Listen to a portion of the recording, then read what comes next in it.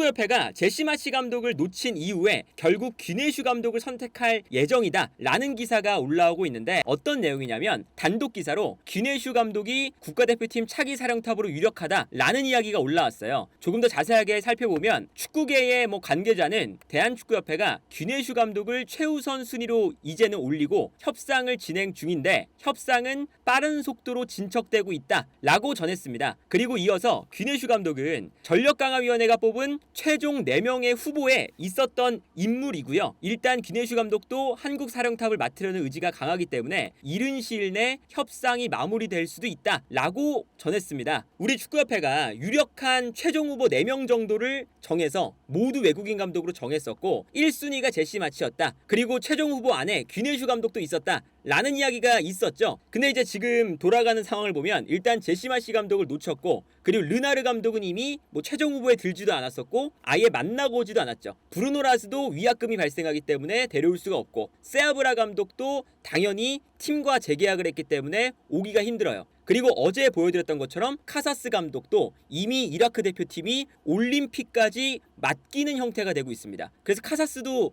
안 오는 상황이거든요. 그러니까 데려올 수 있는 유일한 감독, 현재 귀네슈 감독밖에 남지 않은 것으로 보이죠. 그리고 사실 공개되지 않은 예비 후보 2명이 있다 라고 하지만, 이 예비 후보 2명은 최우선 순위였던 제시마치, 귀네슈, 그리고 브루노 라스, 세아브라 이런 감독들보다 당연히 예비 후보기 때문에 더 떨어지는 감독들이잖아요. 근데 이제 우리가 나오는 이름만 봤으면 브루노 라스, 르나르, 이제 귀네슈, 제시마치 이런 감독들을 보다가 그 밑에 있는 카사스, 세아브라도 약간은 조금 이제 체급이 낮아진다 라고 했는데, 거기서 이 감독들보다 낮은 예비 후보면 더 능력이 부족한 감독이 될 가능성이 높죠. 이제 그러다 보니까 어느 정도 이제 체급이 맞는 감독들 중에서는, 그러니까 어느 정도 체급이 맞는 감독들 중에서는 유일하게 남은 감독이 귀네슈 감독밖에 일단은 없는 상태예요. 물론 지금 축구협회가 귀네슈 감독과 협상하고 있다는 게 100% 맞는 얘기인지는 모르겠으나, 일단은 지난주까지는 귀네슈 감독 쪽에서 연락 온 것이 없다, 정혜성 위원장과 만나긴 했지만 아직까지는 한국축구협회에서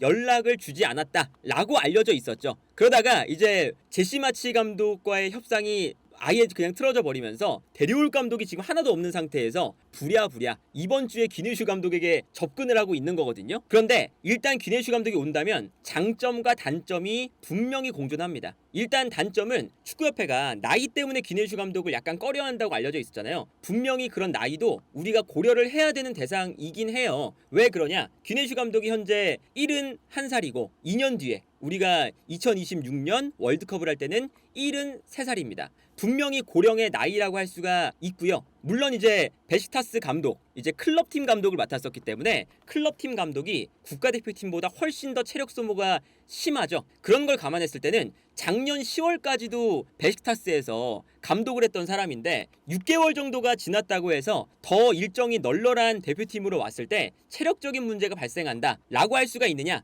이런 이제 이야기는 있지만 어쨌든 나이가 많기 때문에 2년 뒤에 우리가 월드컵에서 100%에 좀 집중을 하고 체력을 정말 엄청나게 쏟아부어야 되는 그 아무래도 월드컵 일정 그 주변에는 계속 이제 월드컵 준비에만 파묻혀 있어야 되잖아요. 그럴 때 과연 귀네슈 감독이 집중력을 잘 발휘할 수 있을 만한 체력이 되느냐, 분명히 고민해 볼 만한 부분은 있습니다. 그리고 여기에 대해서 튀르키예 대표팀을 맡았을 때 지난 유로 대회에서 3연패로 떨어졌죠. 이게 일단은 그 튀르키예 대표팀에서 경질되는 가장 큰 이유였어요. 근데 이제 물론 이 대회 때는 이제 어떤 게 있었냐면, 귀네슈 감독이 튀르키예 대표팀을 이끌면서 32경기에서 15승 10무 7패였거든요. 그런데 경질되기 직전 요 6경기에서 1승 1무 4패를 합니다.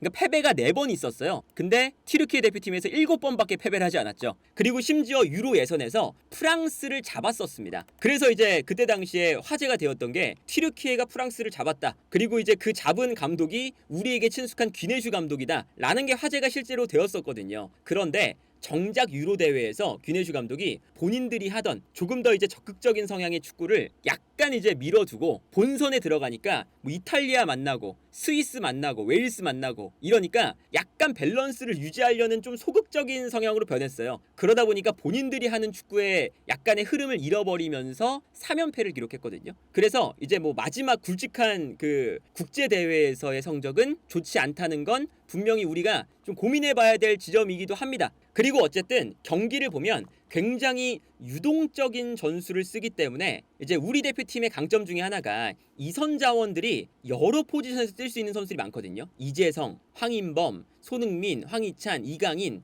특히나 우리의 장점이라고 할 수 있는 이쪽 라인에 측면도 뛸 수 있고 중앙도 뛸 수 있고, 황인범 같은 경우는 중앙 미드필더도 뛸 수 있고 수비형 미드필더도 뛸 수 있고, 홍현석 같은 선수나 이재성 선수도 마찬가지죠. 중미, 공미, 뭐 수미 어쩔 때는 다 뛸 수 있는 이런 유연한 자원들이 있어요. 근데 베식타스에서 최근에 보여줬던 축구가 굉장히 유연한 모습을 보여줬습니다. 지난번에 뭐 전술적인 부분도 간략하게 설명을 드렸지만 풀백의 움직임을 이제 유연하게 가져갈 때가 많아요. 기본적으로 뭐 예를 들면 한 선수가 가운데로 들어오면 반대편 선수도 가운데로 들어올 때도 있지만 직선적으로 올라갈 때도 있고요. 아니면 그냥 3백처럼 내려올 때도 있고, 혹은 둘 다 그냥 측면 지역으로 올라갈 때도 있고, 풀백의 움직임을 상황에 맞게 아주 자유롭게 쓰는 편이거든요. 그리고 이런 걸 이용해서 미드필더 라인의 자유도도 많이 줍니다. 그럼 예를 들어서 델리알리가 베시테스에 있을 때 감독이 귀네슈거든요. 델리알리의 장점이 중앙 미드필더와 공격형 미드필더를 같이 본다는 거잖아요. 그래서 뭐 예를 들면 이제 이런 겁니다. 우리가 미드필더 라인에 어떤 선수들이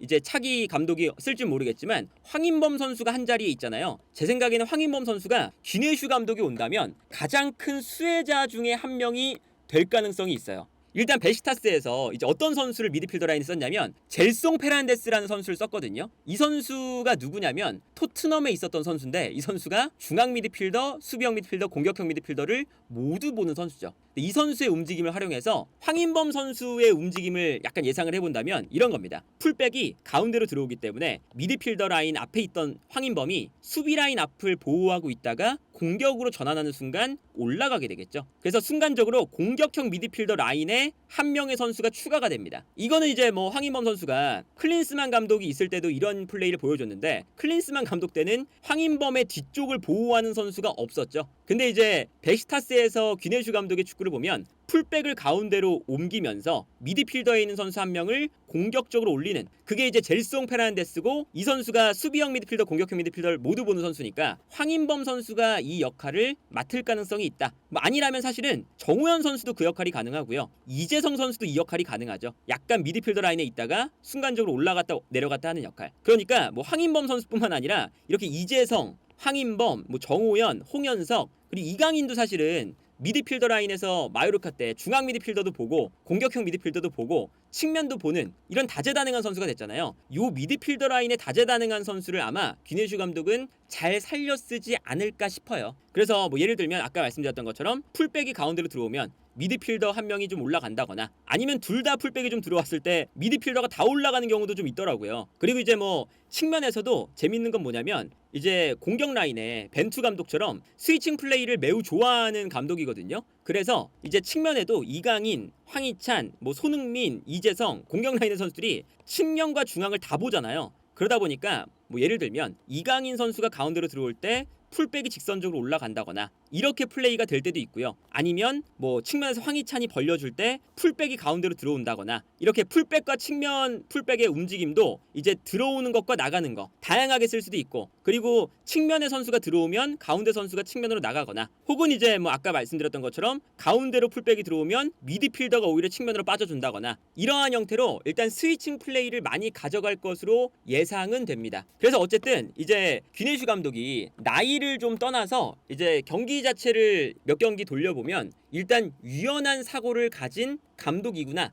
라는 것은 알 수가 있어요. 물론 최근에 이제 국제 무대에서 인정을 받았던 르나르 감독이라던가, 그리고 이제 분데스리가와 프리미어리그의 감독직을 했었던 제시 마치 감독이라던가, 이런 감독들처럼 최근의 임팩트는 일단은 부족한 상황이긴 하지만 귀내슈 감독도 어쨌든 우리가 데려올 수 있는 수준의 감독들 중에서는 최상위권의 능력을 가진 감독이라는 건 이거는 뭐 명백한 사실이잖아요. 특히나 더 젊었을 때는 제시마치라던가 이 르나르 감독보다 더 좋은 성과를 냈던 감독이기도 하고요. 그래서 일단 뭐 과거의 이야기지만 성과를 만들어봤던 경험도 있고, 그리고 이제 전술적으로 봤을 때도 사실 아주 유연한 플레이를 보여주는 감독이기도 하고, 그리고 이제 여기서 이제 제시마치 감독이나 르나르 감독보다 떨어지는 부분도 있고 좋은 부분도 있는 게 전술적으로 어떤 거냐면, 전술적으로 정말 확실한 색깔, 공격적인 측면, 이런 것들을 보여주는 건 르나르와 제시마치예요. 경기를 보면 르나르나 제시마치는 약간은 리스크를 좀 많이 가져가는 축구를 하죠. 라인을 엄청 높이고 높은 라인에서 상대를 계속 압박하고, 그러다 보니까 사우디아라비아가 아르헨티나를 잡는 이변을 한 번씩 일으켜 볼 수도 있는 거고요.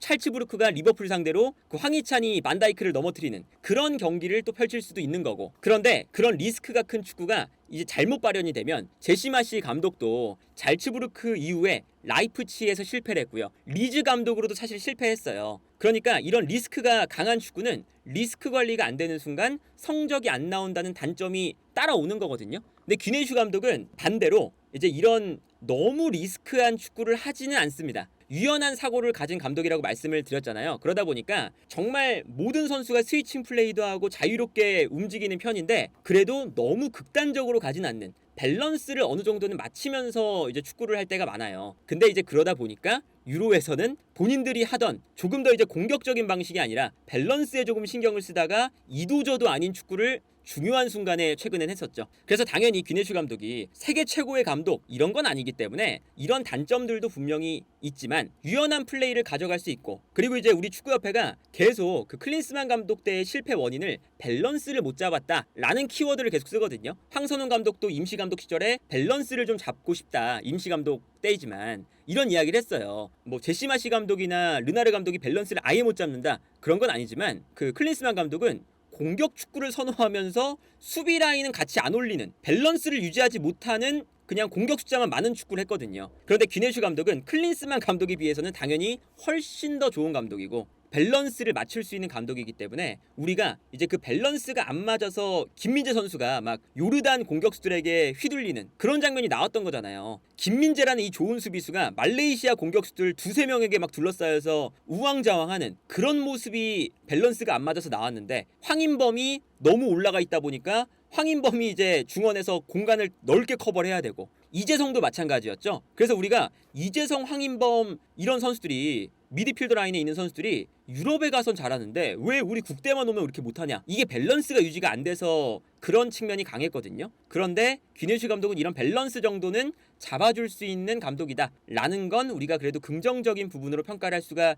있을 것 같아요. 그래서 귀네슈가 왔을 때 100% 잘한다, 100% 못한다는 모르겠지만 일단은 우리 대표팀에게는 나쁘지 않은 감독이다. 다만 여기서 이제 문제는 뭐냐면, 우리가 귀네슈 감독을 애초에 그렇게까지 생각을 높게 안 하고 있었잖아요. 사실 최종 후보 내에서도 나이 때문에 좀 꺼려진다, 그리고 나이가 분명히 고려 대상이 돼야 되는 것도 맞거든요. 근데 지금 할 수 있는 감독이 없어서 갑자기 귀네슈로 흘러간다는 건 문제가 있다고 봅니다. 왜냐면 귀네슈 감독에 대한 축구가 얼마나 이 대표팀 내에서 공유가 되고 있는지, 귀네슈 감독의 축구를 얼마나 서로 공감대가 있는지 이걸 일단 모르겠고, 귀네슈를 높은 순위의 협상 대상으로 여기지 않았다는 얘기가 있기 때문에, 그리고 우리가 지금 이렇게 된 마당에 귀네슈 감독을 굳이 선택하지 않아도 사실은 귀네슈 감독에 대한 확신이 없다면 8월 달까지 좀 기다렸다가 유로가 끝나고 코파 아메리카가 끝났을 때, 그때 이제 감독 계약이 끝나거나 경질이 되거나 그런 감독들을 노려도 충분히 괜찮은 감독을 데려올 수가 있거든요. 그리고 이제 귀네슈 감독은 사실은 튀르키예에서 많이 벗어난 적은 없으니까 그래도 뭐 빅리그 경험이 좀 어느 정도 있는 그런 감독들을 데려올 수 있을 만한 여지가 있어요. 조금 더 기다리면. 그러면 차라리 귀네슈 감독에 대한 엄청난 확신, 완벽한 연구가 이루어지지 않은 상태에서 어설프게 귀네슈를 선임하면 그 결과가 그렇게까지는 좋지 않을 수도 있다. 그러니까 이거는 뭐 귀네슈 감독의 호불호가 갈릴 수도 있고 귀네슈 감독의 능력에 대해서 여러 가지 이야기가 나올 수 있지만, 귀네슈 감독을 선임할 때 우리 대표팀이 감독에 대한 철저한 연구가 이루어진 다음에 감독을 제발 선임을 했으면 좋겠다. 그런데 이번에는 귀네슈 감독을 약간 성급하게 좀 선임하는 느낌이 들어서 이제 귀내슈 감독이 가지고 있는 장점을 과연 잘 살릴 수 있을까? 단점만 부각되지 않을까 하는 좀 우려가 생기네요. 뭐 물론 이제 귀내슈 감독이 100% 온다 이런 보장도 없긴 하지만 과연 귀내슈 감독이 온다면 이 선택이 맞는지 안 맞는지는 조금 더 우리가 좀 고민해 볼 필요는 있어 보인다.